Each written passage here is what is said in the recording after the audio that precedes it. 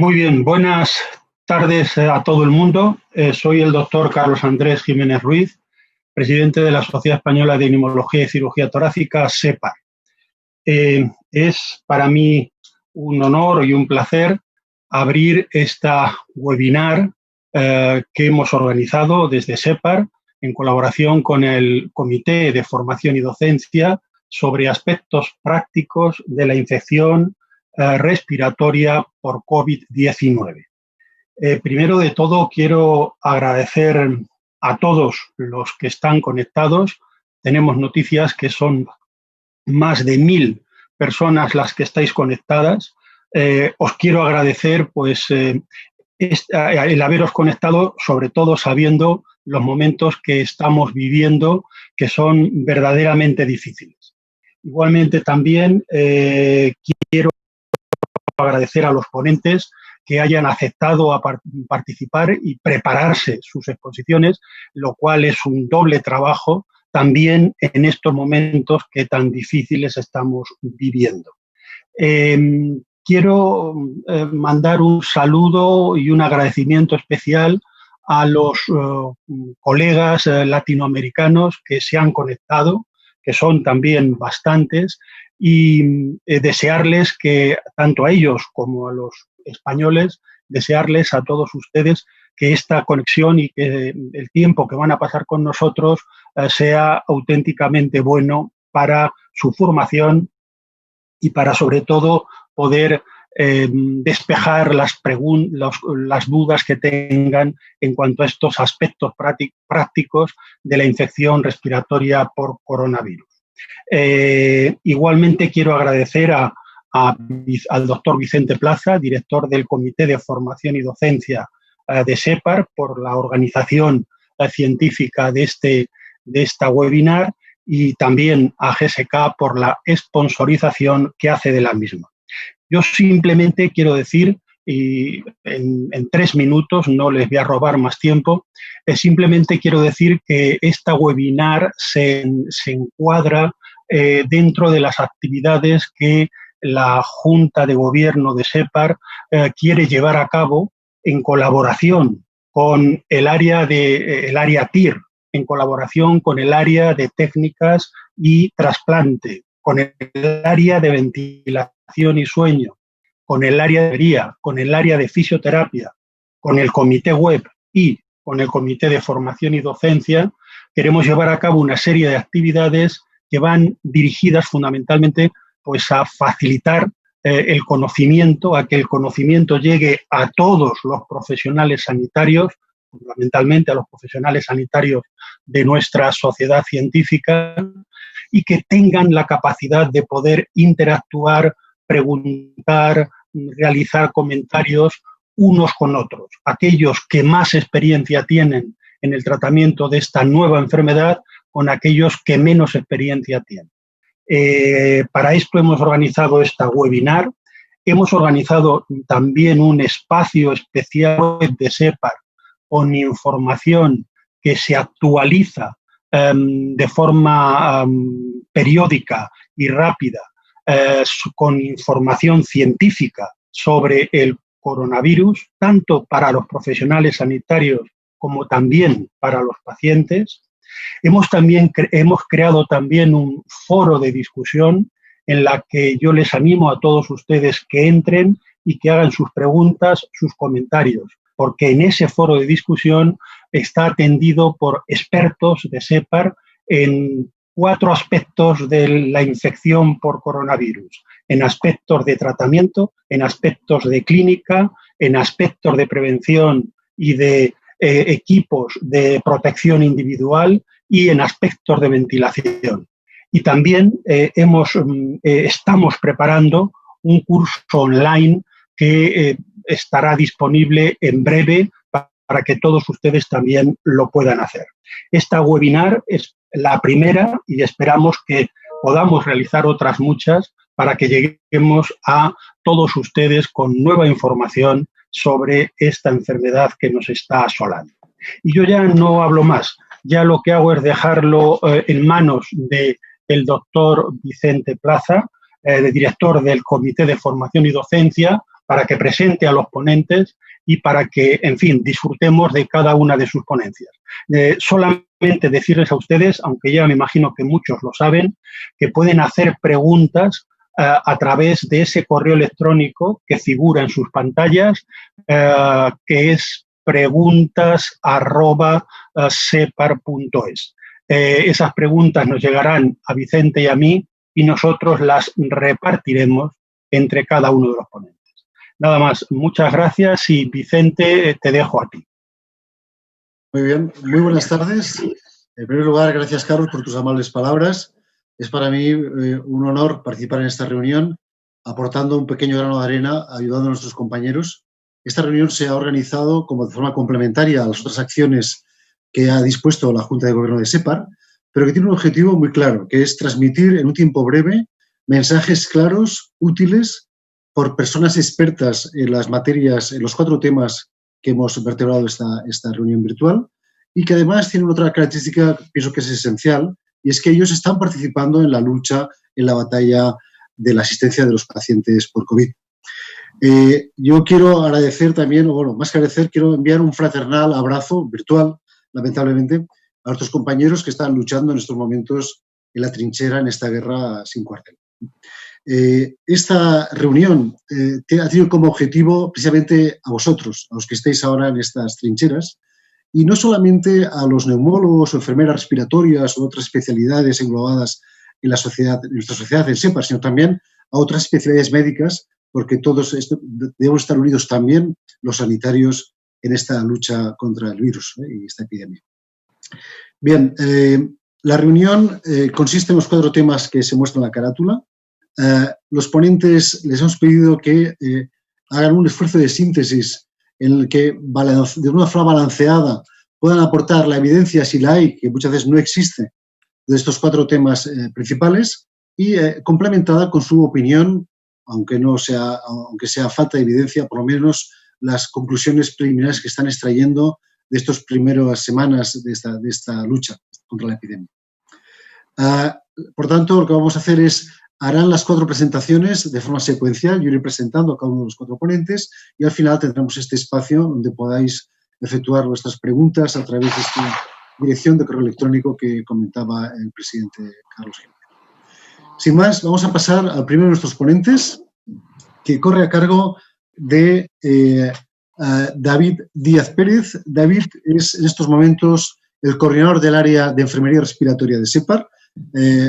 Está trabajando en el Hospital Nuestra Señora de la Candelaria de Tenerife y es una persona, claramente, ha intervenido en diferentes programas docentes del tema que le hemos adjudicado, que son medidas de protección individual del profesional sanitario. David, tu turno. ¿Qué tal? Buenas tardes a todos. Saludos desde Tenerife.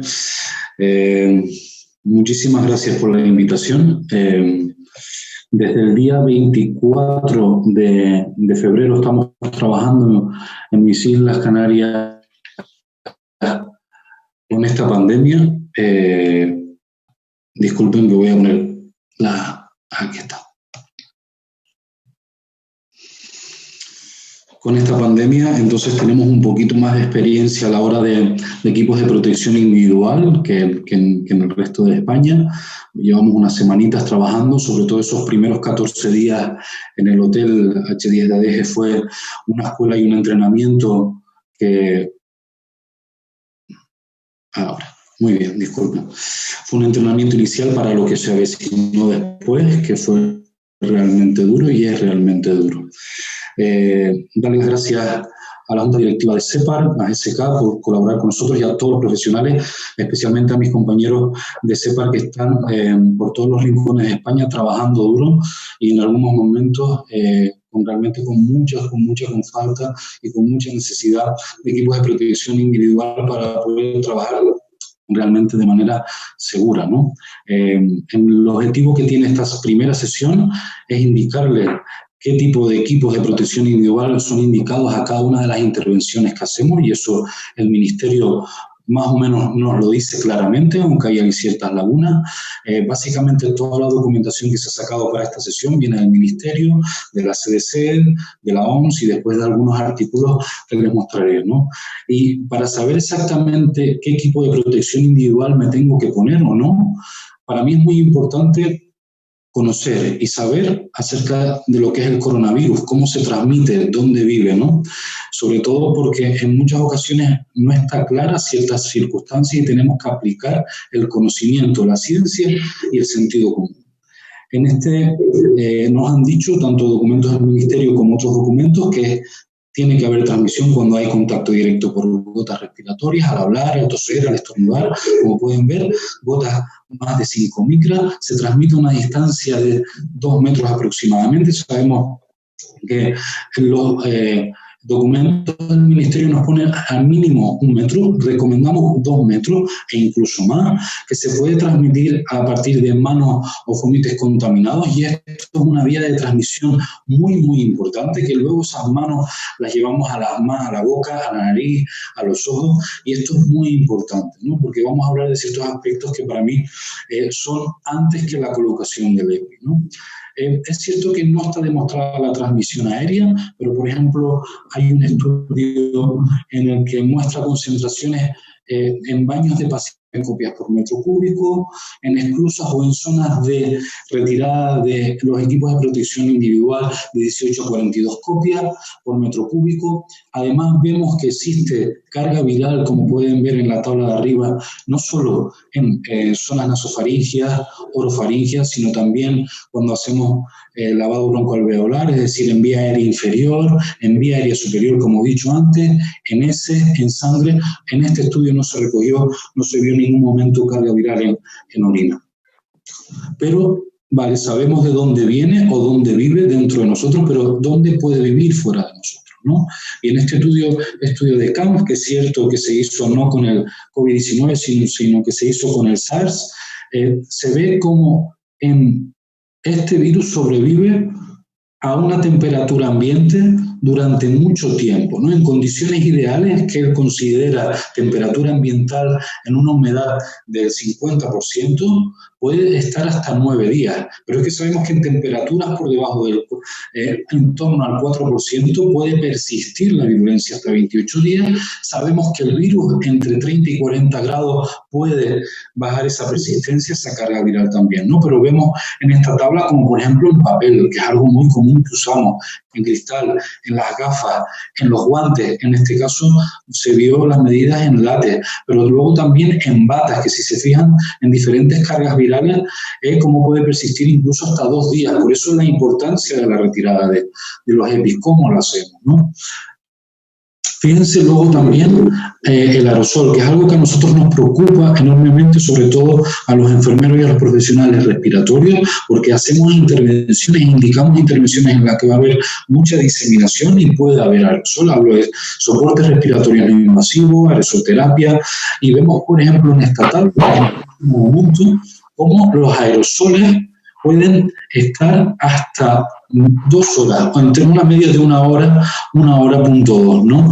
Similar al SARS-1, ¿no? Pero fíjense en la parte de arriba, en la letra A, vemos como, por ejemplo, se mantienen todavía, a pesar de llegar a las 3 horas, todavía tienen cierta carga viral, ¿no? Esto es muy importante. Esto fue simulado, ciertamente, fue simulado en un tambor de Goldberg, en el que se estuvo inyectando sobre diferentes superficies, y ahí pueden ver como, por ejemplo, el SARS-2 con el 1 se comportan más o menos de manera similar en toda la superficie, excepto un cartón, que en el COVID-19 persiste más allá de las 24 horas, ¿no?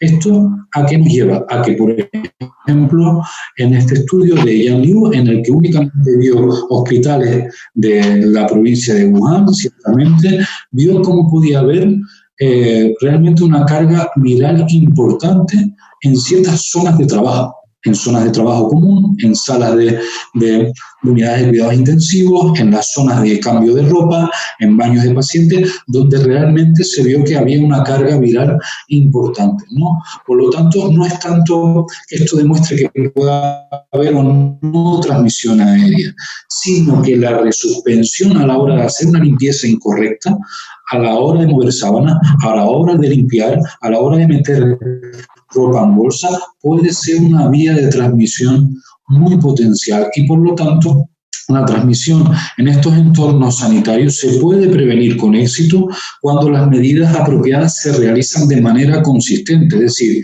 no solo se usa el producto adecuado, sino que se usa con una frecuencia adecuada y sobre todo se sabe qué zonas son las más críticas y las que hay que limpiar con más interés, ¿no? Pequeñas superficies, sobre todo en las que tenemos un contacto prácticamente diario, por ejemplo, mostradores de controles de enfermería, que es algo muy común en el que consideramos zona limpia, pero en la que puede haber una transmisión muy importante si no se hace previamente una limpieza.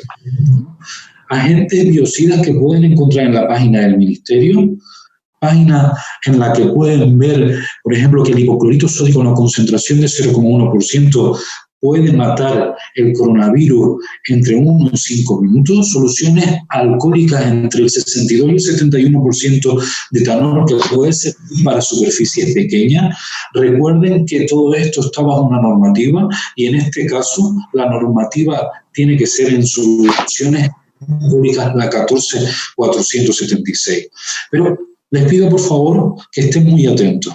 En este momento de escasez hay muchas zonas, muchos hospitales, muchas áreas de salud en las que por desabastecimiento o por ahorrar ciertos caminos están introduciendo productos que a pesar, como pueden ver, disculpen la calidad de las imágenes, aunque cumpla la ley 14476, como pueden ver es un virucida de espectro limitado y si me voy a la ficha de composición veo que el porcentaje de etanol o de propanol no llega al estándar que nos indica, por ejemplo, la CDC o nos indica la OMS, ¿no? En el caso de etanol, 80%, en el caso de propanol, 75%. Y esto es muy importante, porque el Ministerio, aunque lo recoja dentro del listado de productos virucidas, separa entre productos dirigidos a los profesionales sanitarios y productos para la población general. Por lo tanto, tenemos que tener muy en cuenta no solo que cumpla la ley UNE 14476, sino que además tenga la concentración de alcoholes que es más efectivo sobre el virus, ¿no? Vamos a ir al siguiente paso, que es el único paso que tiene un grado de recomendación 1A, que es el lavado de manos. Y el lavado de manos lo voy a interpretar no como un factor que voy a proteger al paciente, sino que lo voy a tratar como un efecto protector del profesional sanitario, porque nos preocupa hoy en día la transmisión nosocomial que puede haber interhospitalaria o en centros sanitarios hacia profesional. Por lo tanto, lo voy a tratar como un efecto protector para nosotros egoístamente. La primera tesitura, ¿qué es lo mejor? ¿Agua y jabón antiséptico o gel hidroalcohólico? La OMS es muy clara y la CDC es muy clara con esta afirmación. Primero, en el entorno hospitalario para profesionales sanitarios, si no tengo suciedad visible, lo que tengo que hacer es aplicarme gel hidroalcohólico porque es más eficaz para la eliminación de contaminación de microorganismos, pero aparte también alude al secado, es decir, tengo que aplicarme la cantidad suficiente para lavarme toda una de las zonas que veremos a continuación, pero también voy a tener rápidamente las manos disponibles secas. Por eso es importante el uso de guantes y que sea un guante de nitrilo y no sea un guante de látex o un guante de vinilo que puedan tener polvo, porque en esto la mano va a parecer realmente sucia y no podré aplicarme gel alcohólico, por lo tanto estaré menos protegido entre comillas. Ante la ausencia de gel hidroalcohólico puedo usar agua y jabón antiséptico, ¿de acuerdo? Siempre cumpliendo los pasos que se tienen que dar, que los veremos efectivamente. Recuerden que el lavado tiene una efectividad disminuida cuando tengo uñas largas, uñas postizas, ¿de acuerdo? Por lo tanto, tenemos que ser tajantes a la hora de ser con las uñas, tener una correcta higiene, ¿no? Y después también toda la presencia de anillos, relojes, pulseras, como ustedes bien saben. Y aquí les comento que el hidroalcohólico, las características que tiene que tener y sobre todo la ley que tiene que cumplir. Eso es muy, muy, muy importante. Aquí están los 7 pasos del lavado de manos con gel hidroalcohólico. Tenemos que echar una cantidad suficiente para que me dure para todo el lavado entre 30 y 40 segundos y que me quede la mano seca. No me puede quedar la mano húmeda completamente. Eso es muy importante saberlo, ¿vale? Por lo tanto, es importante hacer cada uno de los pasos. Recuerden la zona interior de los dedos, los nudillos, los dedos pulgares, la punta de los dedos, no la yema, la punta de los dedos es importante y sobre todo se recomienda también lavar por último las muñecas, incluso medios antebrazos. Vamos a hablar de los guantes y los guantes también tienen una normativa muy clara. Y tenemos que saber que las características del guante son pocas, pero que son importantes. Tienen que garantizar la impermeabilidad, la resistencia, la flexibilidad y la sensibilidad. Y esto los guantes de vinilo no lo garantizan versus los guantes de nitrilo o de látex. ¿Vale? Por lo tanto, la primera indicación van a ser los guantes de nitrilo porque han demostrado mayor resistencia. Debemos de ponernos un tamaño correcto, no puede ser más grande ni puede ser más pequeño, pequeño por ruptura y disminución de elasticidad, pero también muy grande, perderíamos sensibilidad a la hora de hacer cierto tipo de técnicas y por lo tanto nos pondríamos en peligro. Usar doble guante versus un par de guantes. Sabemos que las intervenciones que hacemos cotidianamente con los pacientes afectados con COVID-19 no podemos poner de manera segura un solo par de guantes, pero en aquellas intervenciones, como por ejemplo la intubación, sí el Ministerio nos recomienda utilizar doble guante. ¿De acuerdo? Además, es muy importante lo de las uñas cortas, retirar anillos, relojes, no solo por el correcto lavado, sino también por el tema de los guantes, y se recomienda un recambio de guantes de nitrilo cada 15-30 minutos, ¿de acuerdo? Para asegurarnos de su correcta colocación. Sobre todo, no lavar los guantes para su posterior utilización con otro paciente. Y esto es muy importante. No se asegura la completa operatividad, sobre todo en protección de microorganismos para estos guantes, hacia nosotros hablando como efecto protector. Terminados los guantes, empezamos con las mascarillas quirúrgicas y ciertamente esto es un tema bastante importante, ¿no? Justamente el 19 de marzo, el Consejo General de Enfermería, María Enríquez a la cabeza, hizo un informe técnico sobre las mascarillas que puso en valor muchas de las características, ¿no? Primero vamos a hablar de las mascarillas quirúrgicas, que es importante ver bajo qué paraguas legal se mueven. Recuerden que la mascarilla quirúrgica está diseñada para que protege de dentro hacia afuera, ¿de acuerdo? Que nuestras mascarillas quirúrgicas, que suelen ser, las hospitalarias suelen ser de tipo 2 o incluso de tipo 2 reforzado, tienen una filtración del 98% de microorganismos. Las reforzadas lo que tienen es una capa externa, sobre todo más resistente a fluidos, a gotas, por lo tanto también tienen cierta protección de fuera hacia adentro. Recuerden que hay que cambiarla si está mojada, si está húmeda, porque pierde eficacia. Se reutiliza de una manera limitada en el tiempo, sobre todo cuando los profesionales sanitarios fuera de las zonas que están sectorizadas para trabajar con COVID-19 tenemos zonas comunes, nosotros que podemos ser transmisores, porque también somos población general y nos podemos en este escenario de transmisión comunitaria. Es muy importante que tengamos mascarilla quirúrgica en todo momento, ¿de acuerdo? Para poder trabajar con nuestros compañeros. Recuerden que podemos utilizar de manera temporal esta misma mascarilla, ¿no? Recuerden que la mascarilla quirúrgica es muy importante el ajuste en nariz. Sabemos también que puede haber una fuga por fuera, sobre todo por los laterales, a la hora de la tos, que se puede diseminar mucho más hacia atrás, ¿de acuerdo? Y sobre todo, es muy importante en el manejo de los pacientes con COVID y en este escenario de transmisión comunitaria que cualquier paciente que tenga clínica respiratoria, insuficiencia respiratoria aguda leve, moderada o grave, siempre tiene que portar mascarilla quirúrgica, porque esto va a disminuir la diseminación de aerosoles en caso de tos, de habla, de estornudar o también incluso dentro del soporte respiratorio no invasivo. Por lo tanto, cualquier intervención que vaya a hacer al paciente en menos de 2 metros, por favor, le tenemos que indicar que se coloque la mascarilla quirúrgica de manera correcta. Pero tenemos además otras mascarillas en las que nosotros nos la vamos a colocar nosotros como profesionales para hacer cierto tipo de intervenciones, que son las mascarillas autofiltrantes, que tenemos varios tipos, en las que filtra el aire, esta vez sí nos protege de fuera hacia adentro, ¿vale?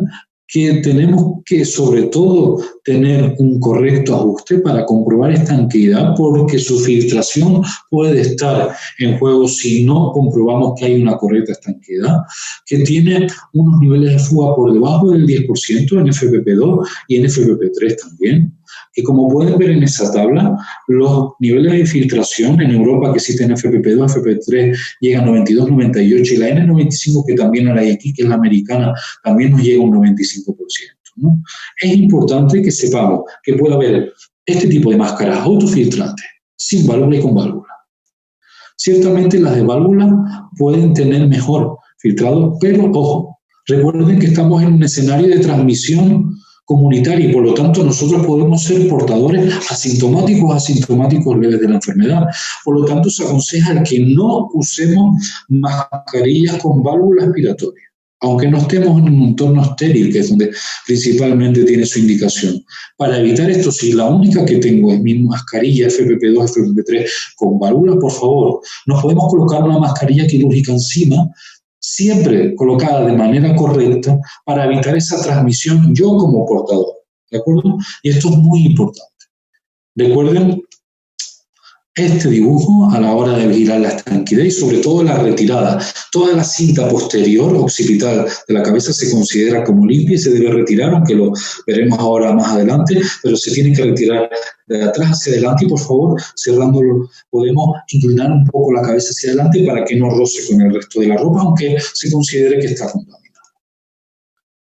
La contaminación de las superficies de las mascarillas conlleva un riesgo de infección al reutilizarla por parte del profesional sanitario. Y es cierto que aunque se contempla incluso, el Ministerio incluso se informe que firma el Consejo General de Enfermería, dice que se pueden reutilizar con ciertas condiciones que ahora hablaremos, la Asociación Americana de Ciencias dice que no existe un método que cumpla las tres características, que de manera efectiva disminuya la carga viral o elimine la carga viral, que sea inofensivo para el usuario, como ahora veremos, y que no comprometa la integridad de los componentes de la máscara. Como podemos ver más abajo, en caso de extrema necesidad, podemos poner la mascarilla quirúrgica encima, pero no buscando lo de la válvula aspiratoria que había comentado, sino para disminuir la contaminación en superficie directamente de una mascarilla autofiltrante. Vemos diferentes estrategias de esterilización. La esterilización al vapor, ojo, vapor a 134 grados, deformidad, falta de ajuste, vapor también con peróxido de hidrógeno, ojo, muy importante, dañinas para el usuario si no se respetan los tiempos de secado. También la radiación gamma, deformación, compromete filtración interna, el ajuste, pero también es algo que no disponemos en todos los hospitales, en casi ninguno. Y por último, recurso también ozono o óxido de etileno. La primera recomendación, la recomendación que da el área de enfermería de C para todos los profesionales de la salud es que no se reutilice la mascarilla. David, por favor, esa es la primera indicación. Habría que ir al final, tenemos un tiempo muy limitado. Por favor. Recuerden una cosa muy importante, mascarilla de tela menos efectiva, mayor riesgo derivado a la humedad, difusión de líquidos y retención de virus. Por favor, no promover ni alentar su uso. Esta es una infografía que pueden ver en el Consejo General de Enfermería y en la zona de CEPA. Gafas, pantallas faciales, importante sobre todo que sean cómodas, permitir visión periférica, ajuste. Hay gafas que permiten la ventilación indirecta con recubrimiento antibaho, que es importante. Ojo, cerrar los ojos en la retirada, importante inclinar la cabeza hacia adelante. Batas tienen una normativa también, sobre todo características resistentes a la penetración de microorganismos, resistentes a líquidos, pero de manga larga, con puño ajustado, desde cuello hasta debajo de la rodilla, frente del cuerpo muy correcto, que sea holgado y que sea desechable, sobre todo porque se convierte en una fuente de contaminación como hemos visto. Aquí, importante sobre todo, el equipo para el usuario, lo que habíamos dicho antes, mascarilla quirúrgica siempre. Fíjense en esta foto, disculpen la calidad, pacientes sin mascarilla, la diseminación con la tos, con una mascarilla quirúrgica, fíjense que es sobre todo lateral, importante, y con una FFP2 se concentra mucho más alrededor del paciente. Equipo de protección individual que vamos a elegir para nosotros, sobre todo, importante, planificar o saber qué actividad se va a hacer para saber qué se va a usar. Frente a qué riesgo me quiero proteger y a quién quiero proteger. Y eso el Ministerio es claro y divide procedimientos de bajo riesgo y de alto riesgo. David, disculpa, habría que ir al final de la presentación. Gracias. En principio, como pueden ver, en los equipos de alto riesgo nos vamos a colocar bata resistente a líquidos, mascarilla FPP3 inicialmente, si no FPP2, gafas estancas como primera opción y, por último, la colocación de guantes. Es importante que tenemos la opción de calza y tenemos la opción también de pantalla facial si se va a hacer alguna intervención como la intubación. Recuerden siempre el lavado de manos antes y después. En caso de escasez de bata impermeable, se recomienda bata desechable con delantal plástico encima. Aquí tienen una infografía que pueden consultar en la página web de CEPAR, ¿de acuerdo?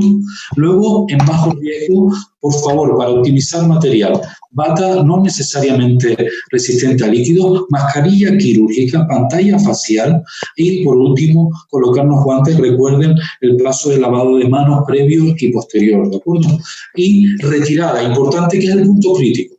Inicialmente la retirada se hace en la habitación, tanto si me pongo calza, primero calza, desajusto bata, me quito guantes, lavado, me quito bata dentro de la habitación, pongo un contenedor y fuera de la habitación retiro gafas, retiro mascarilla, por último me lavo las manos, ¿de acuerdo? Es muy importante. Después, si quieren, al final de todo, podemos hablar de otras intervenciones que podemos ver como críticas, pueden hacer las preguntas y si hay tiempo haré varias puntualizaciones sobre los documentos que hemos publicado en CEPAR para cualquiera de las intervenciones, función pulmonar, broncoscopia y toma de muestras. Muchas gracias y quedo a la espera de las preguntas cuando terminemos. Muy bien. De acuerdo. Hola.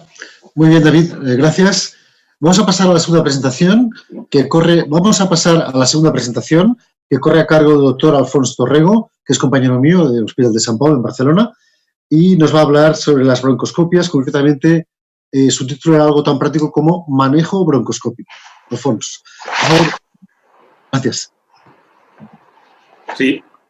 Hola, buenas tardes a todos. Yo empiezo agradeciendo a CEPAR su confianza y al Comité de Formación para darme a mí la oportunidad de hablar de este tema. Y efectivamente el título de mi presentación es el manejo broncoscópico. Yo le he añadido un subtítulo porque me parece relevante y es la perspectiva desde un grupo de profesionales o de un centro que está en pleno pico de incidencia de la pandemia.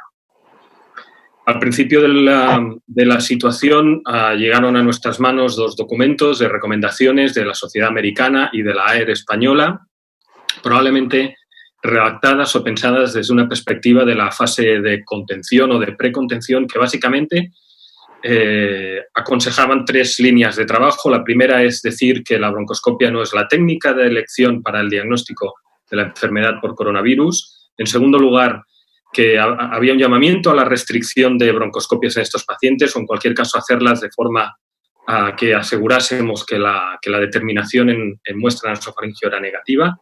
Y en tercer lugar, había un llamamiento importante a la utilización de equipos de protección adecuadas. Sin embargo, desgraciadamente, pues estamos siendo arrasados por un tsunami en el que estas recomendaciones probablemente están en gran medida pues superadas. Agradezco mucho a la doctora Cordovilla el esfuerzo porque desde el área de técnicas y de la propia AER se ha redactado un borrador de documento de consenso que estará probablemente a su disposición publicado en breve y que paso a resumir a continuación. Este documento de consenso nos dice que la broncoscopia no es el método de diagnóstico de elección. De hecho, se utiliza una terminología con la que yo no me acabo de sentir del todo cómodo, que es la de contraindicación relativa. Y, sin embargo, sí que se dice que la broncoscopia puede ser de utilidad. Se establece que hay una serie de riesgos, sobre todo el riesgo de contagio, y, por lo tanto, se hace mucho hincapié en los aspectos relacionados a la protección y el deterioro clínico del paciente, porque es una prueba invasiva o semi-invasiva, y el consumo de recursos. Frente a esto hay los beneficios, que es la capacidad de proporcionar en algunos casos el diagnóstico de certeza, ya que la sensibilidad de las muestras provenientes de vías respiratorias inferiores puede ser superior. También de establecer el diagnóstico diferencial frente a otras entidades infecciosas o los beneficios terapéuticos que después veremos. A continuación, esta normativa dice que una recomendación es tratar de posponer a los pacientes sospechosos disponiendo al menos de 2 PCRs negativas. Hasta donde yo sé, no hay una evidencia robusta para esta recomendación y entiendo que por los déficits conocidos de sensibilidad en esta técnica y el entorno en el que estamos trabajando en algunos centros, esta es una recomendación, yo creo que a poner en cuarentena. Sí que es muy defendible la precaución máxima en todos los broncoscopios y procedimientos pleurales, con el mínimo personal necesario implicado, con unas recomendaciones exhaustivas sobre los tipos de equipos de protección de individual y de desinfección. Y luego esta misma documento de recomendaciones hace referencia a aspectos relacionados a pacientes que estén tanto no ventilados o en realización de ventilación no invasiva. Se propone este esquema en esta recomendación, por una parte para pacientes con COVID confirmado. Obviamente aquí solo se priorizan las indicaciones urgentes, que luego veremos, casi todas en el ámbito de cuidados intensivos, y luego se divide una especie de algoritmo entre alta o baja sospecha de COVID, donde se prima, por una parte, el tipo de indicación, la determinación de PCRs, la sospecha clínica, y en función de eso, estos algoritmos nos llevan a la indicación o no de la prueba y al lugar o la forma idónea de hacerla. En esta parte, nada que decir.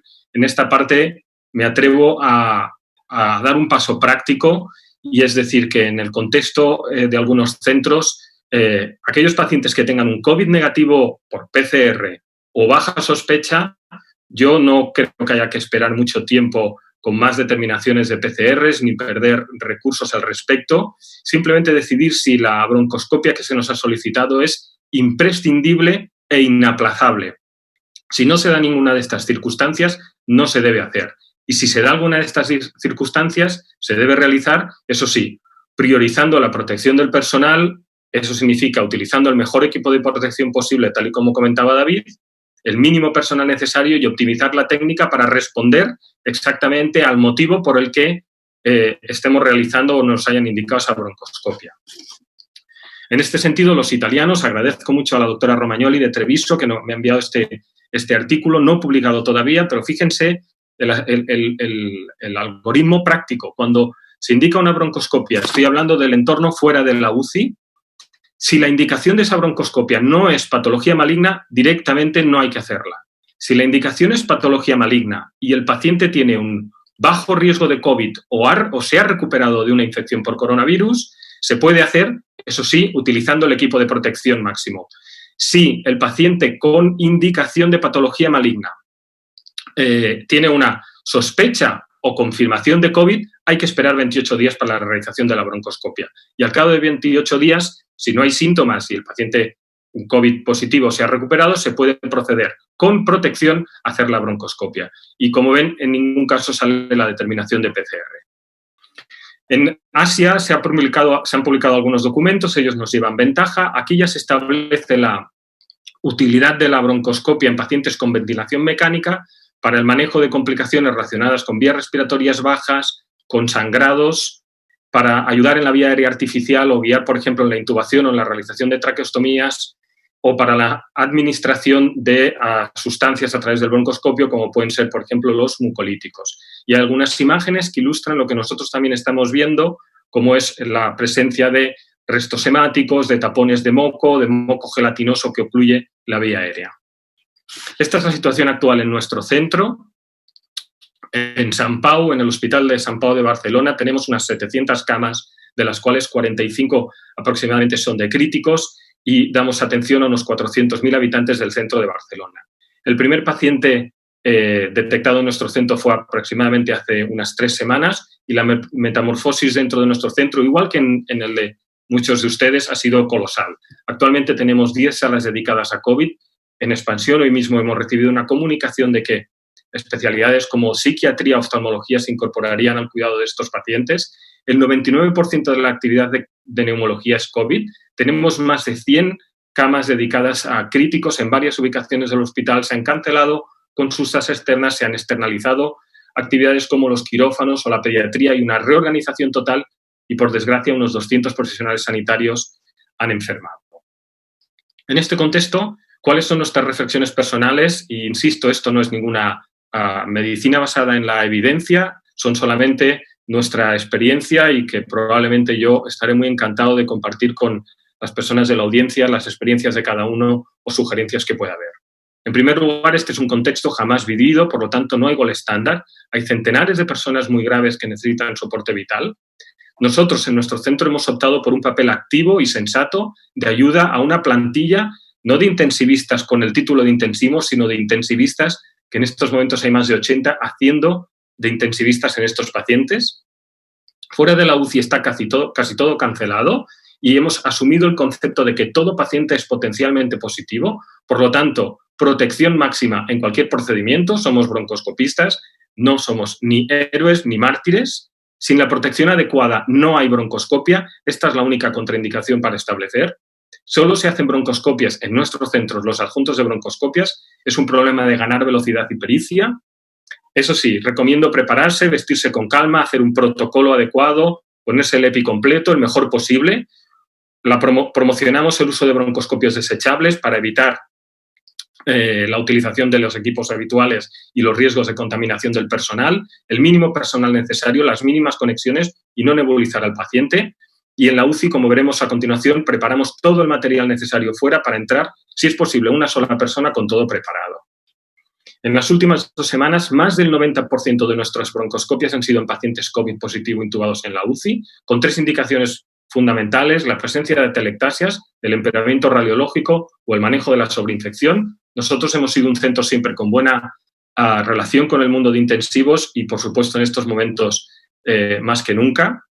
Y otras indicaciones que hemos hecho han sido pacientes COVID negativos en la sala de broncoscopias con el mínimo personal, con equipos de protección, y algunos ejemplos serían pues infiltrados agudos no COVID, como una neumonía en un inmunosuprimido o una sospecha de tuberculosis, una sospecha alta de cáncer, porque los oncólogos y los cirujanos torácicos siguen manteniendo cierta actividad, pero solo en aquellos casos en los que la broncoscopia sea imprescindible para tomar una decisión terapéutica. Hemos hecho también algún control posterior a cirugía torácica y alguna pleura, pero insisto en el concepto de imprescindibles. Se han cancelado otras indicaciones como nódulos periféricos, hemoptisis leves, EBUS de estadificación, criobiopsias, etc. Y esto nos enfrenta a un dilema ético, como sucede a muchos niveles con esta pandemia. Desde hace 2 semanas no disponemos de soporte de anestesiología, ni de nuestro respirador, ni de residente, e incluso nuestra enfermera habitual ha sido reubicada en el área de críticos. Nosotros iniciamos el día ya equipándonos, en este caso yo voy con un equipo completo, pero esta opción también es válida, un equipo completo de aislamiento, la mascarilla FP3 con la mascarilla quirúrgica encima, el broncoscopio desechable. Y fíjense, este es un pantallazo de nuestro Endobase del viernes pasado. UCI. Es decir, iniciamos el día con llamadas de la UCI y prácticamente no tenemos actividad programada.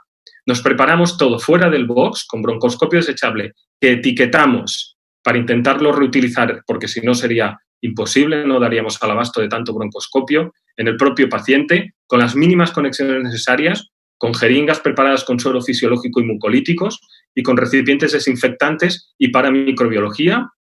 Entro con un coger y la pieza en T, en codo, para poder clampar el tubo, desconectar al paciente del circuito cerrado y poner la pieza, el codo en T, que nos permite hacer la broncoscopia. Lo que hacemos es un procedimiento lo más rápido y preciso posible para comprobar la posición del tubo orotraqueal, aspirar las secreciones, instilar suero fisiológico y mucolíticos. Las atelectasias son un problema en estos pacientes y hacemos, en aquellos casos en los que consensuamos con el intensivista la necesidad de hacerlo, pues un pequeño lavado para recoger una muestra para microbiología, pero siempre, como están viendo en la imagen, con una jeringa conectada directamente para evitar cualquier tipo de conexión intermedia. Los hallazgos más habituales son la mucosa está normal o hiperémica, secreciones viscosas, gelatinosas o impactadas, y estas imágenes, estas 4 de aquí, me las ha enviado mi compañera, la doctora Pajares, esta mañana, de lo que es un hallazgo ocasional, tapones mucohemáticos en estos pacientes que dificultan mucho la mecánica ventilatoria cuando están conectados a ventilación invasiva. Este es un informe estándar de estos días: secreciones, instilación de mucolíticos y retención de secreciones. A continuación, con todo preparado dentro del box, lo que hacemos es limpiar con diferentes líquidos desinfectantes el broncoscopio reutilizable para este paciente exclusivamente y procedemos a su almacenaje correctamente etiquetado dentro del box de intensivos para poderlo reutilizar en caso necesario, como así nos ha sucedido. Me retiro el doble guante, con esto podemos desconectar la pantalla del broncoscopio, limpiarlo con gasas desinfectantes y luego al personal que está fuera se lo entregamos junto con la muestra microbiológica que es cuidadosamente introducida en 2 bolsas de protección y antes de abandonar el box, la retirada de la bata exterior y del segundo guante. 2 ejemplos y con esto estoy acabando. Esta es una señora de 59 años, COVID positiva. Este es un pantallazo de nuestra estación de trabajo, con distrés en su 4.º día de ventilación mecánica. Una intensivista, la doctora Vera, una intensivista con experiencia, nos avisa broncoscopias para repetir una broncoscopia antes de supinar. Fíjense que la incidencia de esta paciente son muchas secreciones y este es el reporte microbiológico hecho por la doctora Pajares, un lavado con una pseudomonas aeruginosa, es decir, estos pacientes hacen complicaciones y no sirve, yo creo, no sirve aquello de ceftriaxona para todos por si acaso, porque a veces se puede dirigir el tratamiento de forma mucho más precisa. Otro contexto, el que les decía, señora de 64 años, fumadora de 3 semanas, con un cuadro de tos, de astenia, de hemoptisis intermitente y sin fiebre, con 2 determinaciones de PCR nasofaringias negativas. Y nos llaman desde urgencias y decir, oye, antes de ingresar, aquí se ve una consolidación en el lóbulo superior izquierdo, no hay ningún signo que indique patología viral, hay alguna pequeña cavitación, hay que descartar o una infección bacteriana o incluso una tuberculosis o una neoplasia. Se le hizo una broncoscopia a petición de urgencias, todo fue negativo y el lavado de esta neumonía COVID positivo. Es decir, que las situaciones, incluso en las de baja sospecha, hay que actuar como si lo fuesen, tal y como decía antes. Finalmente, la normativa o las recomendaciones que están en borrador del área de SEPAR establecen una serie de situaciones ideales, aceptables o inadecuadas. Bueno, desafortunadamente no hay gol estándar, todo es debatible. Nosotros no creemos que una situación ideal sean 3 personas, creemos que una situación ideal es una persona preparada con todo el material dentro para exponer lo menos posible al resto de personal. No estamos haciendo catéter telescopado porque eso implica obligatoriamente un segundo profesional. Hacemos, sí, un minival con contenedor estanco. Por supuesto, promoción de los broncoscopios desechables en estos momentos. Los equipos de protección con FFP3, guantes, gorro y la bata impermeable y las gafas o la pantalla facial. Como decía David, prácticamente ningún paciente se puede hacer en salas de presión negativa. El aluvión es tal que los pacientes están en muchas ubicaciones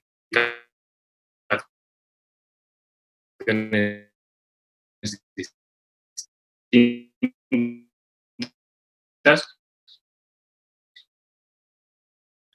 y sinceramente prescindimos de la determinación de PCR. Esto es que recoge las recomendaciones SEPAR. Dicen, broncoscopias en pacientes sin sospecha de COVID, en estos momentos de la pandemia, posponerlas. Broncoscopias en pacientes con sospecha o con COVID, en estos momentos de la pandemia, mirar la nota a pie de página de estas recomendaciones y es básicamente en la retención de secreciones, las sobreinfecciones, el manejo de la vía artificial y las situaciones de riesgo vital. Por lo tanto, como conclusiones, la broncoscopia puede ayudar en el manejo de pacientes COVID positivo intubados, pero hay que extremar la protección personal, tanto física como psicológica. Están siendo días de mucho trabajo. Nosotros somos 2 broncoscopistas y hacemos turnos alternos de 24 horas día sí, día no. Fuera de la UCI hay que cancelar la actividad o hacer solo lo realmente imprescindible, con poco valor para la PCR, con un mínimo personal necesario y con una máxima protección. Para mí este es el único criterio para cancelar una broncoscopia. Y en ciudades o centros con menor incidencia hay que posponer la actividad, ver lo que está pasando alrededor y tener una máxima precaución.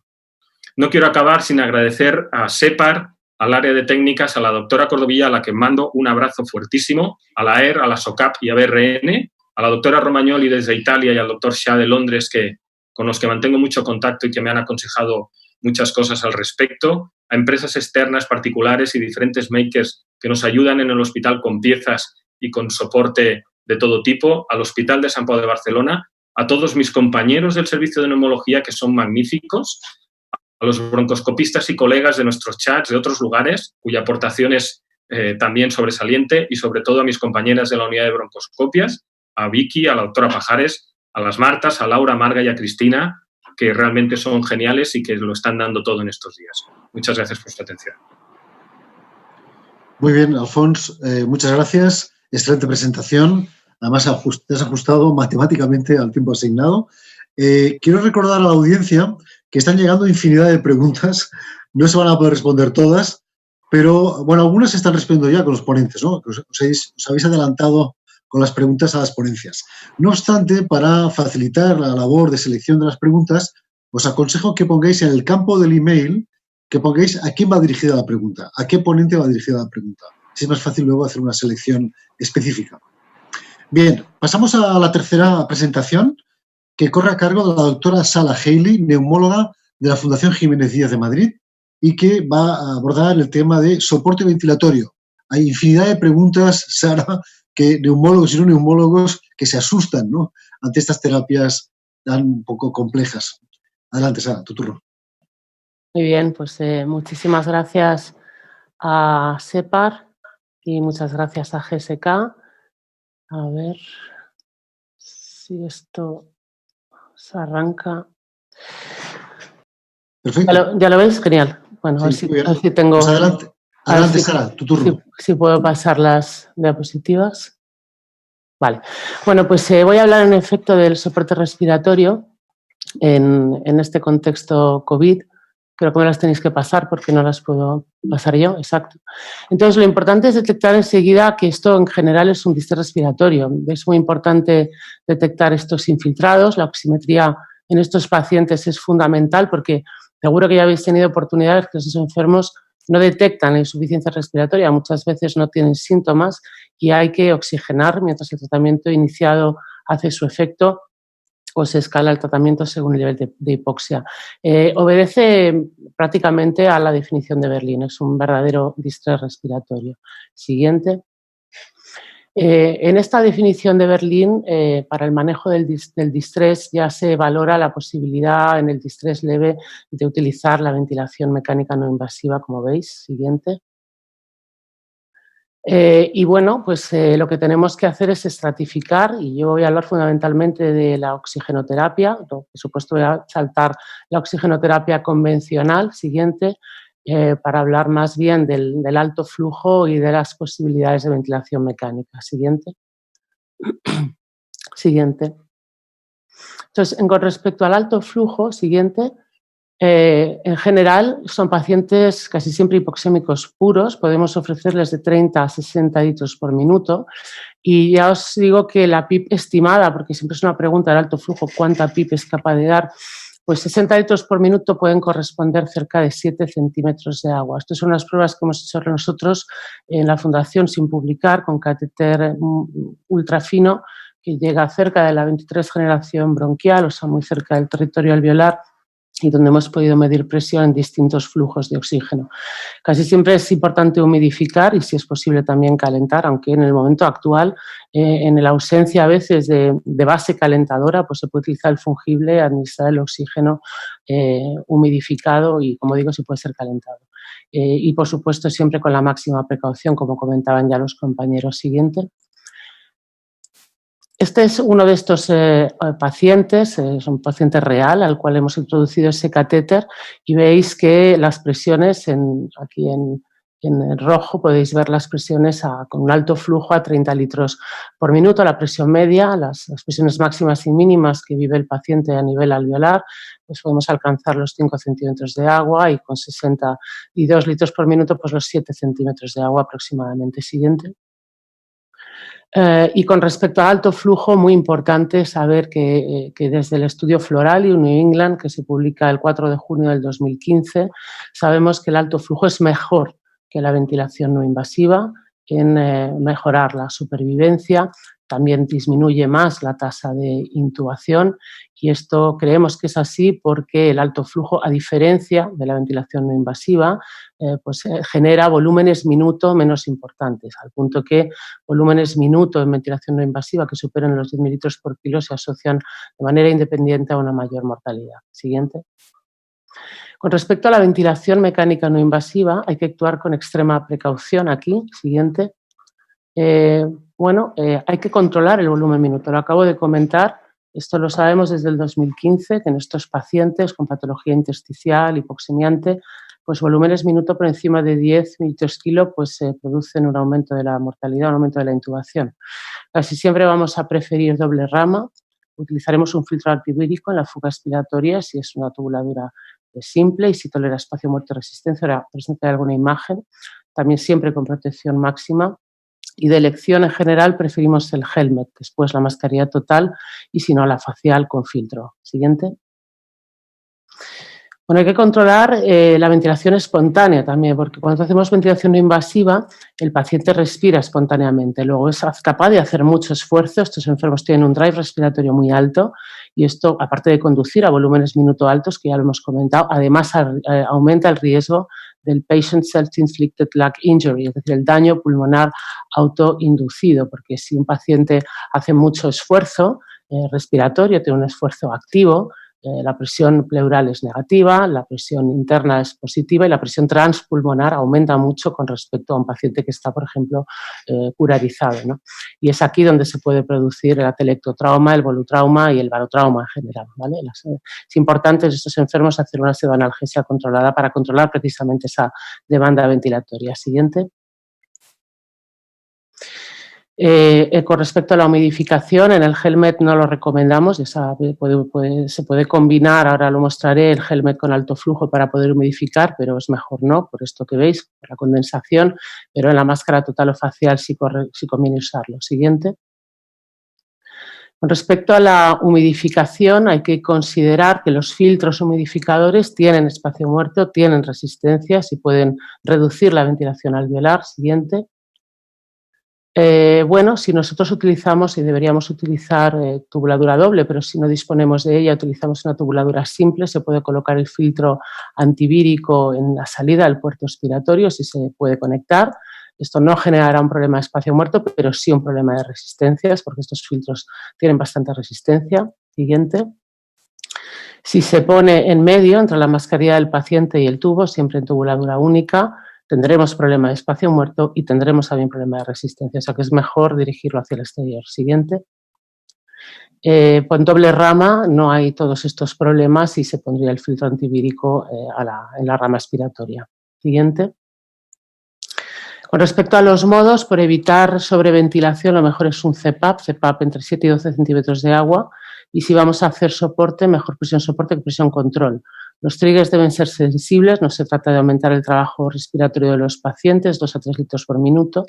Los triggers expiratorios también tienen que ser sensibles o altos, entre el 45 y el 70%, porque el drive es importante, el tiempo inspiratorio que necesita este paciente es corto, y entonces ese trigger expiratorio es mejor que esté un poquito más alto.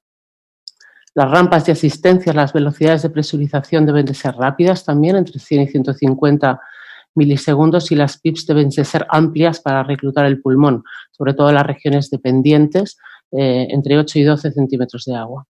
Las presiones de soporte hay que ajustarlas para no superar un volumen minuto de 10 mililitros kilo y se puede sedar con morfina o con dexmetomidina o lo que esté más habituado el centro o el personal. Siguiente. Por supuesto, son enfermos muy hipoxémicos. Cuidado con las desconexiones porque pueden ser fatales. Siguiente. Y acabo hablando del helmet. Yo sé que en España se ha utilizado en general muy poco el helmet. Yo me formé en España y trabajé unos años en Francia. En Francia y en Italia siempre hemos utilizado históricamente mucho el casco. Ahora pues veo con verdadera sorpresa lo bien que lo está utilizando un montón de gente. El casco. Siguiente. Y este es un trabajo bastante reciente, italiano, en el cual podéis ver esto que os comentaba, que se puede utilizar el helmet, y ellos han creado pues una manera de entrar a través de una de las válvulas con un sistema de alto flujo. El paciente tiene una gafa de alto flujo que puede permitir oxigenar o simplemente humidificar, aparte del helmet. Bueno, nosotros no nos dio tiempo a armar esto porque nos llegó como nos ha llegado el COVID a nuestras vidas y bueno, lo estamos pasando, como veis, por debajo y el paciente pues está doblemente oxigenado. Lo toleran bastante bien. Siguiente. Es una máscara de mucho espacio muerto, a diferencia de todas las demás. Siguiente. Puede tener hasta 15 litros de espacio muerto. Siguiente. Y en general, con respecto a otras mascarillas, aumenta un poquito el trabajo respiratorio, sobre todo si no se presuriza bien. Siguiente. Sirve para pacientes hipoxémicos, por supuesto, pero también para hipercápnicos, como ya demostró Antonelli en el año 2004. Siguiente. Pero hay que tener cuidado con la velocidad de presurización. Tiene que ser alta. Si os fijáis aquí, a 60 litros por minuto el CO2 cae a cero, no hay reinhalación, pero si los flujos son más bajos, pues puede producirse una reinhalación. Es muy importante que las velocidades de presurización sean altas. Siguiente. Por ello, es importante utilizar el helmet con respiradores de reanimación. En principio, el helmet en presión soporte, con entrada y salida, no un helmet CPAP, requiere para una correcta presurización y que se arme bien el sistema, como digo, respiradores de pared, respiradores de reanimación, donde se garantice el mantenimiento de la PIP, se garantizan rampas ultra cortas con un delta de tiempo de delay muy bajo, casi imperceptible. Siguiente.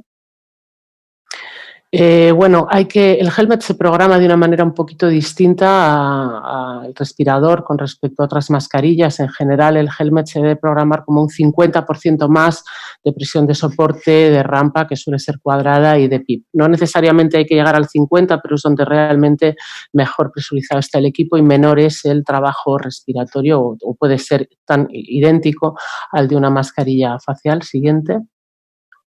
Nada más. En general, recordar que las tres armas, o en general 2 armas que tenemos de manera no invasiva frente al COVID son el alto flujo, y yo creo que le daría absoluta prioridad a eso, y la ventilación mecánica con mucha precaución para no retrasar una intubación. Gracias. Muy bien, Sara, muchas gracias por tu presentación. Vamos a pasar ya a la última. El último asalto le corresponde al doctor Luis Maiz, del Hospital Ramón y Cajal de Madrid, y va a abordar el tema del tratamiento farmacológico, que ya le adelantó el doctor Luis Maiz que hay una avalancha de preguntas sobre tratamientos posibles abrumadores. Adelante, Luis.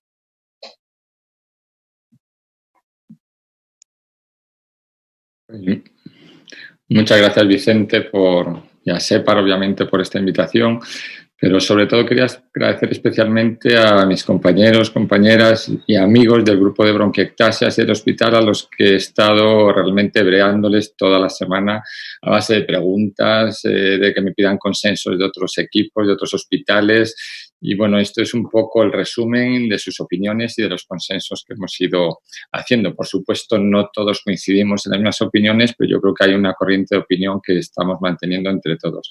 Y fijaos, esto es una gráfica presentada por el grupo de los colegas chinos, y aquí se ve claramente cómo el comienzo primero de la infección suele durar entre el inicio de la infección.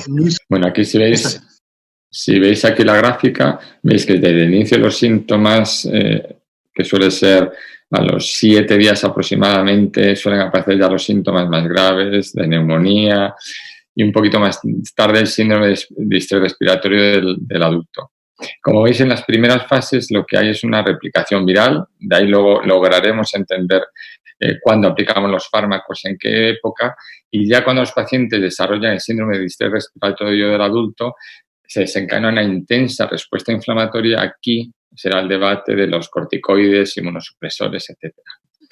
Y fijaos aquí el tratamiento, ya digo que es un resumen, un consenso de opiniones y de varios tratamientos que he ido recogiendo de mis compañeros y compañeras a lo largo de estos días. Puede ser obviamente discutible, pero fijaos, podemos decir infección leve de bajo riesgo. Podríamos decir pacientes que tienen una edad, podríamos decir, 60 o 65 años y sin comorbilidades. Hasta ahora estábamos diciendo realmente tratamiento sintomático, paracetamol y poco más. Pero a la vista de los trabajos que luego os mostraré, habría que decir, ¿y por qué estos pacientes no podrían recibir acitromicina o hidroxicloroquina si acorta el periodo de la enfermedad y posiblemente pueda reducir estas complicaciones graves que estamos viendo en nuestros pacientes? Por lo tanto, en el primer grupo podríamos decir o bien tratamiento sintomático o quizás acitromicina o hidroxicloroquina. ¿Cuál es el siguiente grado de gravedad? Los pacientes que tienen una infección leve, no hablamos de neumonía, pero sí que tienen alto riesgo. Pacientes mayores de 60 años y comorbilidades. Comorbilidades ya sabemos todos, diabetes, hipertensión, obesidad, nefropatía, enfermedades cardiovasculares y respiratorias. Aquí, básicamente, casi todos aplicamos acitromicina más o menos la hidroxicloroquina. Luego podríamos hablar de dosis, pautas, tiempo de duración, que también se ha ido modificando progresivamente en base a los recursos que tenemos porque se han agotado en algunos sitios. Siguiente escala de gravedad, diríamos neumonía leve. Haríamos la pauta en general de acitromicina más hidroxicloroquina y aquí introduciríamos o podríamos introducir el lopinavir-ritonavir. Luego comentaremos el ensayo del New England que hizo que en algunos consensos, en algunos centros se quitara el lopinavir-ritonavir del tratamiento. Y podríamos pensar que podríamos introducir un antibiótico. ¿Por qué? Para cubrir la sobreinfección bacteriana. Es cierto que todos pensaríamos en una infección viral, no hay que dar antibiótico, pero viendo pacientes que los vemos con neumonías, pacientes con un estado de gravedad que pueden progresar, es difícil decir a cuál le podemos poner antibiótico y cuál no. Podríamos decir, si tiene una PCR elevada, leucocitosis, pero muchos de ellos no lo tienen y son unas neumonías en cierto modo aterradoras. Por lo tanto, aquí podríamos plantearnos la posibilidad de poner un antibiótico para cubrir la sobreinfección bacteriana. El siguiente paso, diríamos, neumonía grave. Ya hablaríamos de lo que hemos dicho antes, se desencadena la respuesta inflamatoria intensa y podríamos decir, bueno, el paso del tocilizumab y quizás los esteroides sistémicos que luego comentaré brevemente. Y ya la neumonía grave con criterios síndrome de distrés respiratorio agudo del adulto, lo mismo dice, valorar remdesivir. Yo la verdad es que no tengo ninguna experiencia en este fármaco. Creo que la indicación ahora es en embarazadas y en pacientes de cierta edad, por lo tanto, cuando me preguntan mis compañeros, tampoco tenemos experiencia en este fármaco y poco podría decir de él. Y si decimos, bueno, vamos a comentar por qué el famoso lopinavir-ritonavir se ha quitado de algunos centros. Hay, como sabéis, un ensayo en New England, son 201 pacientes. Es un ensayo que ciertamente, como veis aquí, no demostró mejoría en los pacientes tratados con los pacientes del grupo control, ni en mejoría clínica, ni mejoría a nivel de limpieza, digamos, del virus en las fosas nasales. Pero la verdad es que con los pocos fármacos que disponemos, realmente a veces es difícil que por un ensayo clínico con 200 pacientes y que quizás se introdujo el fármaco demasiado tarde, quizás en algunos centros lo mantenemos porque realmente no tenemos muchas alternativas terapéuticas añadidas en los pacientes graves. Pero fijaos, lo que más me gusta, hidroxicloroquina y acitromicina. Cierto que es un trabajo con pocos pacientes, que hubo 2 ramas, pero fijaos lo que es el grupo control y en el eje de ordenadas veríamos el porcentaje de pacientes con una PCR positiva. Fijaos que en 7 días la diferencia que hay entre el grupo control y el grupo tratado con hidroxicloroquina. Ya hemos dicho que son pocos pacientes, pero las diferencias sí que son enormemente significativas y apuntan a que la hidroxicloroquina sí que es útil en estos pacientes. ¿Qué ocurre también en este trabajo? Que a 6 de ellos les añadieron acitromicina. Luego podríamos hablar de las pautas. Fijaos que en el día 5 esos pacientes limpiaron del virus en la mucosa nasal. Por lo tanto, de aquí podríamos traer 2 conclusiones. Posiblemente sea efectivo clínicamente y además retrasaría o impediría la transmisión del virus a otras personas. Por lo tanto, tendría ese doble efecto. Y este mismo grupo publicó a mí, ayer me lo envió Miguel Ángel Martínez, lo envió a nuestro grupo. Fijaos, ya no hablamos de 20 y tantos pacientes, sino de 80 pacientes. Fijaos, lo mismo, hidroxicloroquina con acitromicina. Fijaos la tasa de limpieza del virus. Al día 7, el 83% de los pacientes estaban libres del virus. El 93% el día 8 y el 100% el día 12. Y todos calculamos que más o menos la media suele ser 21 días. Decimos, pues más o menos 3 semanas usted puede contagiar el virus, desde que se contagia hasta que pasan 3 semanas. Fijaos Aquí estos resultados que realmente son impresionantes, ¿cierto? Son 80 pacientes, nos gustaría un estudio aleatorizado, controlado, doble ciego, pero el resultado es enormemente impresionante. Y también los pacientes mejoraron clínicamente y la distancia en la UBI fue un porcentaje menor de los pacientes que fueron a la UBI con los que utilizaron la hidroxicloroquina con acitromicina. Ahora llegamos a la segunda fase, que es el tema enormemente debatido. Hay opiniones para todos los gustos. Esto es pues el título de una carta que hubo al director que dice, bueno, ¿cómo consideramos aquí los inmunosupresores? Fijaos, sabemos, aquí es un trabajo también de nuestros colegas chinos, y sabemos que aquellos pacientes que van a la UCI tienen una tormenta de citocinas. Tenemos la interleucina 6, la 2, el TNF-alfa, etcétera, y algunos que realmente hasta me costaría pronunciar. Esos son los pacientes que van a la UBI. Otra cosa es, bueno, sabemos que esos pacientes existen, que desarrollan un síndrome respiratorio agudo del adulto y es qué inmunosupresores disponemos, qué dosis y cuándo empezamos a utilizarlos. Aquí, por ejemplo, hablamos de la interleucina 6, pero podríamos hablar de ferritina, de otras interleucinas, y en este trabajo ve que los pacientes con menos posibilidades de supervivencia son aquellos que tienen elevadas estas interleucinas, que son los pacientes que al final van a la UCI y desarrollan el síndrome de distrés respiratorio agudo del adulto. ¿Y aquí qué respondíamos? Básicamente yo el único que tengo cierta experiencia, y mis compañeros y compañeras también, es el tocilizumab. De los demás, el anakinra, yo pregunto a mi grupo, creo que la ha utilizado una compañera y aún no tenemos experiencia, y los demás yo creo que son bases teóricas y realmente no sé si alguien en España lo ha utilizado, pero al menos yo no tengo ni en mi hospital, ni el grupo de infecciosas, ni el grupo del PIB de bronquiectasias, ninguna experiencia con el resto de los fármacos. Digamos, el tocilizumab, realmente igual, volvemos a trabajos con pocos pacientes, la impresión clínica sí que nos da que es buena. Yo cuando lo utilizan los pacientes sí que da, dices, bueno, y damos una dosis, 3 dosis, por ejemplo, en mi hospital ya estamos dando una sola dosis por problemas de abastecimiento. O sea que esto, como sabéis, va variando día a día. Pero sí que parece que los pacientes con tocilizumab sí que la mejoría gasométrica es a veces espectacular y la mejoría radiológica, como veis aquí, de uno a otro día también lo es. Eso es la única experiencia o el único fármaco que tenemos cierta experiencia los que trabajamos con estos pacientes. Ahora la pregunta al millón, los corticoides sistémicos. ¿Qué ocurre con ellos? Antes de entrar en el debate, que por supuesto hay opiniones a favor y en contra, yo diría, no resulta a todos extraño que un fármaco que es enormemente barato, que todos los especialistas, reumatólogos, neumólogos, internistas, etcétera, etcétera, estamos acostumbrados a utilizarlo continuamente, que haya miles de pacientes con esta patología y con síndrome de distrés respiratorio agudo del adulto y que no haya una corriente de opinión, si ya no digo una publicación, una corriente de opinión que diga los corticoides son enormemente buenos o enormemente malos. O sea, que realmente puede ser un problema de dosis, puede ser un problema que no funcionen, puede ser un problema... Bueno, pero la verdad es que los corticoides cuando lo aplicamos suelen ser pacientes muy graves en la fase final y no tenemos, o al menos mi experiencia, no es una sensación de que vayan enormemente bien. Pero fijaos, este estudio retrospectivo dice que sí, que la metilprednisolona aumenta el porcentaje de supervivientes con el síndrome de distrés respiratorio agudo del adulto. Pero fijaos, otros colegas dicen que no existen datos ni en otro tipo de neumonías, ni en esta neumonía por el COVID, etcétera, etcétera. O sea, que en principio dicen que no se debe dar.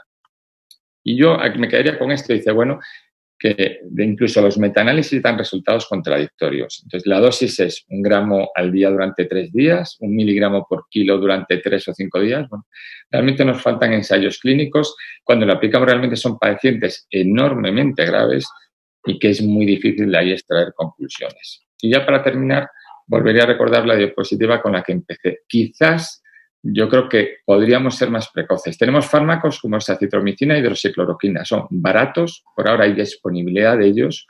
Han demostrado que disminuye esa tasa de transmisión.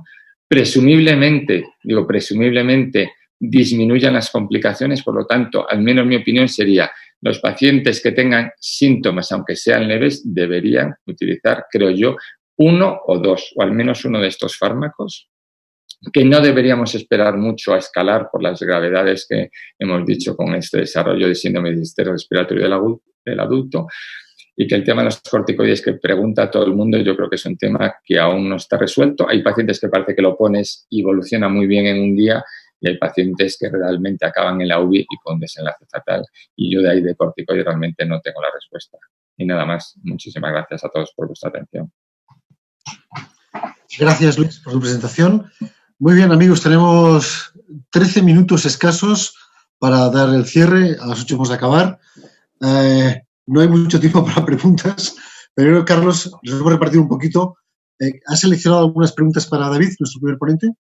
Sí, yo he seleccionado algunas. Antes de nada, decir que ha habido muchísimas preguntas, hay más de 4.000 personas conectadas. Lo que sí queremos es deciros que pasaremos estas preguntas a los ponentes para que los ponentes las respondan y harán esta respuesta en el foro que tenemos en la página web de SEPAR. Así que lo digo para que la gente lo sepa, que obtendrán respuestas a sus preguntas entrando en el foro de preguntas y respuestas que tenemos creado en la página web de SEPAR. Bien, la pregunta para David sería la siguiente. En el proceso de la retirada del equipo de protección individual, ¿cuáles serían los momentos críticos? Entendiendo por momentos críticos aquellos en los que el sujeto se puede contaminar. Y si se percata que se ha contaminado, ¿qué debería hacer de manera inmediata? Esto es una pregunta que han hecho varios de las personas que están escuchando esta webinar. Lo primero que tenemos que saber es cómo nos tenemos que manejar en la habitación cuando tenemos un equipo de protección individual para que el frente, la parte delantera nuestra, sea la contaminada y la parte trasera la parte limpia, ¿no? Teniendo en cuenta este principio, es fácil manejarnos, ¿no? Tenemos los momentos más críticos serían sobre todo a la hora de la retirada del primer guante, que tenemos que hacer un correcto pellizco, correcto metida de dedo por debajo del guante y hacer ahí el primer lavado de manos. Y eso es muy importante, hacer el lavado de manos que dure 30 a 40 segundos. Retirada siempre de la bata desde la zona descontaminada hacia adelante. Tendremos que hacer un paquete enrollado para introducirlo a lo que es el residuo, el bote de residuos de clase 3. Y por último, cuando nos vayamos a quitar la parte delantera, siempre de atrás hacia adelante, intentando siempre mover la cabeza un poquito para evitar que nos toque la ropa limpia. Hay muchas maneras, entre comillas, de retirarse un EPI. La CDC dice una cosa, la OMS dice otra, y probablemente cada servicio de medicina preventiva se lleve por uno y otro con ciertos momentos. Pero es muy importante, sobre todo, que apliquemos el criterio común, el sentido común, sobre todo, y que nos lavemos las manos en cada uno de los pasos que vayamos a hacer. Es muy importante para evitar la recontaminación. Y tener en cuenta, toda la parte delantera se considera contaminada. Ya. Muy bien, muchas gracias. David, solamente otra pregunta y por favor una contestación rápida. ¿Qué hacer con el fonendoscopio una vez que se sale de la habitación y se ha ocultado al paciente? Y otra pregunta que también ha sido muy repetida, la limpieza de los monos integrales con lejía y se pueden reutilizar. Muy bien. En relación a los fonendos, todo el material que nosotros utilicemos para un paciente COVID, sobre todo hablando de sala de hospitalización y pacientes en UBI y en UCRI, es importante que sepamos que tiene que ser individualizado. ¿De acuerdo? Y es muy importante esa parte. Tiene que tener su fonendo, tiene que tener su esfingo en caso de que esté en sala de hospitalización, su termómetro. Es importante para evitar la diseminación del virus, ¿de acuerdo? En caso de que estemos sectorizados, también tenemos que intentar que sea individualizado para evitar contaminaciones cruzadas con otro tipo de virus. Por lo tanto, en lo que sí es importante es que cuando yo vaya a hacer la limpieza, tengo que hacerlo con sustancias que realmente eliminen el virus y después depositar ese fonendo no en una zona contaminada, sino en una zona limpia, designada para ello. Por lo tanto, actuemos de manera coherente, con sentido común, limpiemos siempre antes y después y sobre todo mantengámoslos en una zona limpia, no una zona contaminada. Recordemos los 2 metros de diseminación que puede haber desde el paciente a cualquier otra de las zonas de la habitación o box, ¿vale? En relación a lo que comentaba en la limpieza de los trajes integrales.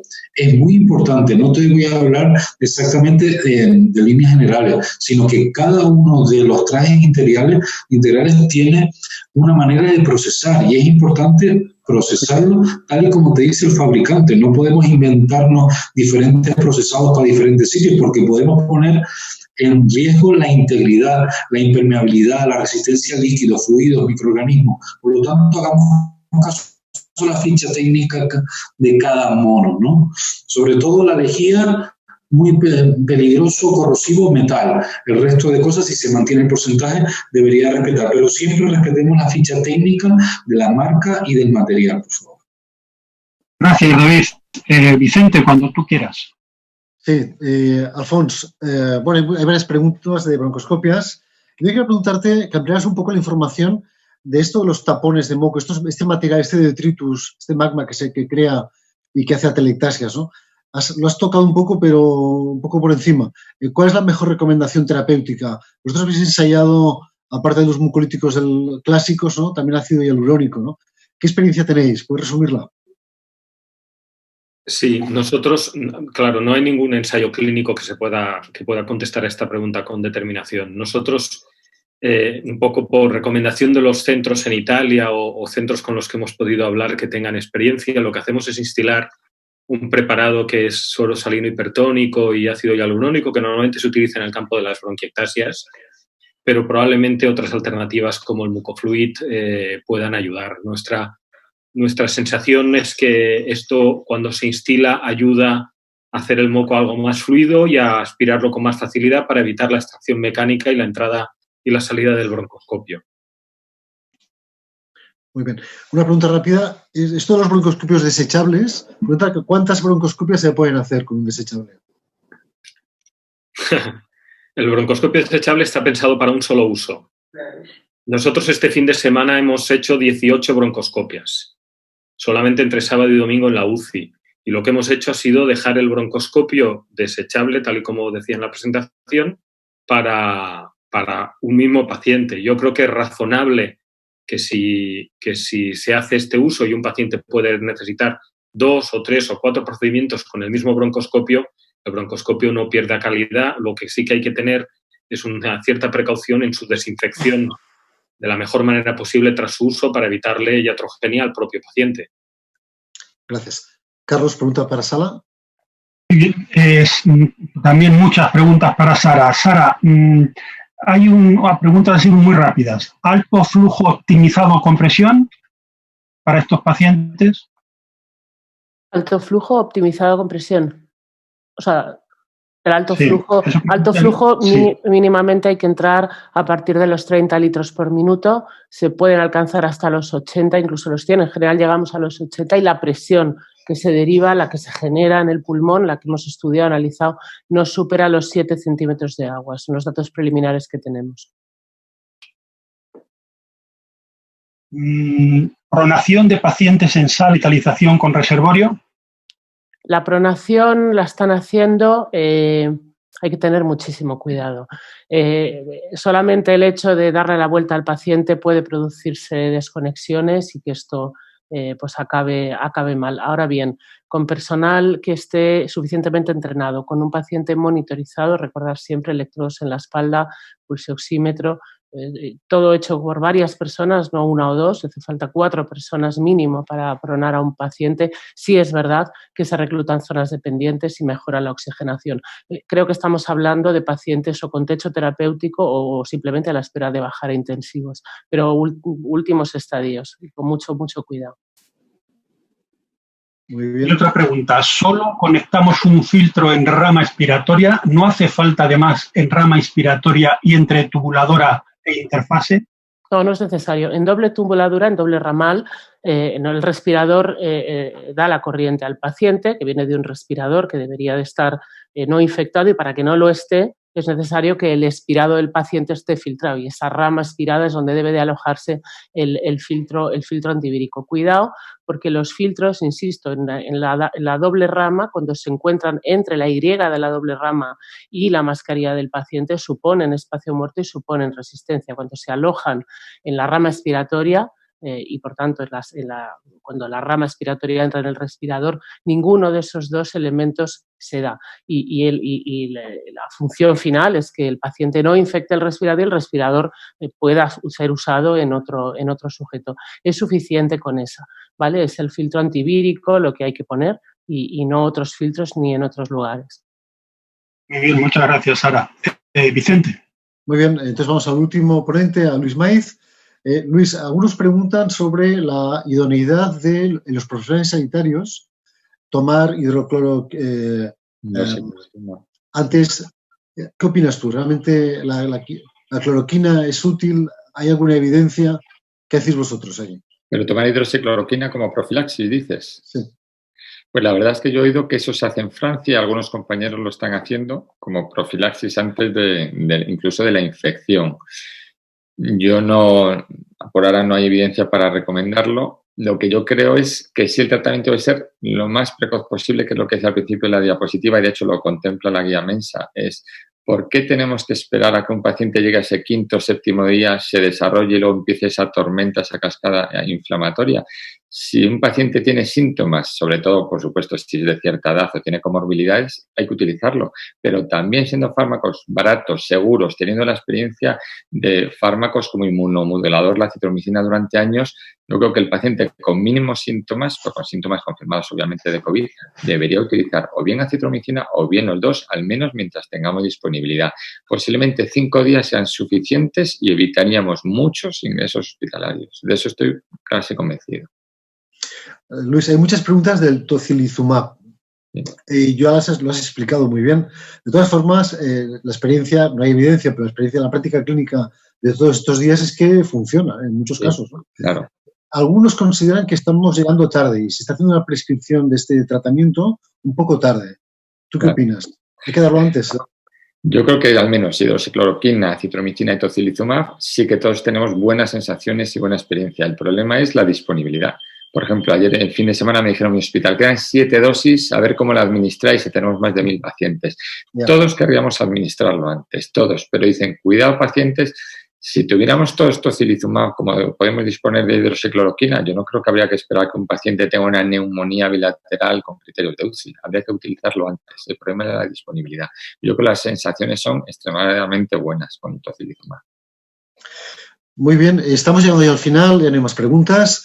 Hemos agotado el tiempo. Yo, antes de despedir y pasar la palabra a Carlos, os quiero agradecer muy sinceramente vuestra magnífica disponibilidad, porque en los momentos que estamos viviendo, algunos de vosotros con el virus, permitidme que lo diga, aceptó rápidamente, en un tiempo récord, prepararse la charla en 3 días, aunque luego se demoró la presentación. Pero, en fin, muchísimas gracias por vuestra disponibilidad y por vuestras charlas que han sido muy docentes. Gracias. Carlos. Nada más agradecer a los ponentes y agradecerte a ti también, Vicente, pues la disponibilidad que habéis tenido, las magníficas presentaciones en un tiempo récord y encima sometidos a una presión asistencial pues muy intensa. Y agradecer a la enorme audiencia que hemos tenido, el que hayan estado ahí, pedirles disculpas si hay algún problema con el sonido en algún momento, pedirles disculpas también porque no hemos podido atender a toda la enorme cantidad de preguntas que ha habido, pero nos comprometemos y los ponentes nos van a echar una mano en esto, a responder a esas preguntas en 24, 48 horas y nada más, daros las gracias a todos por haber estado aquí y agradecer por último a GSK pues la sponsorización que ha hecho de esta web.